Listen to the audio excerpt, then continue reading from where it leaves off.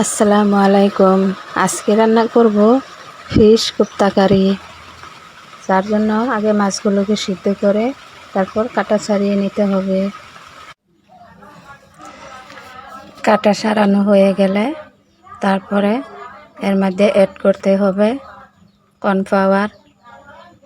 Cornflour না থাকলে চালের গুঁড়ি দিলেও হবে। তারপরে মরিচ কুচি, কাঁচা মরিচ কুচি, পেঁয়াজ কুচি, তারপরে মরিচের ফাঁকি, হলুদের ফাঁকি, জিরার ফাঁকি, স্বাদ মতো লবণ। তারপরে ভালোভাবে মিক্স করে এভাবে বল বানিয়ে, আমি এভাবে বানাইছি, আপনাদের যেভাবে পছন্দ সেভাবে বানাবেন। তারপরে এটি ভালো করে তেলে ভাজবেন, এপিট ওপিট উল্টিয়ে পাল্টিয়ে ভাজবেন। তারপরে এদিকে উঠিয়ে রেখে তারপরে আবারও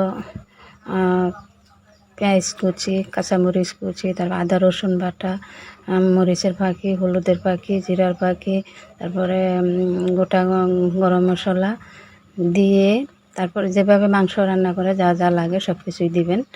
দিয়ে তারপরে ভালোভাবে কষিয়ে কোপ্তাগুলো দিয়ে দিবেন।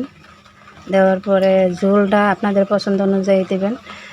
আমি ঝোল বেশি রাখবো না, তাই আমার পছন্দ অনুযায়ী দিয়েছি। একদিন হলেও বানিয়ে খাবেন, দেখবেন অনেক টেস্ট। ওকে, আল্লাহ হাফেজ।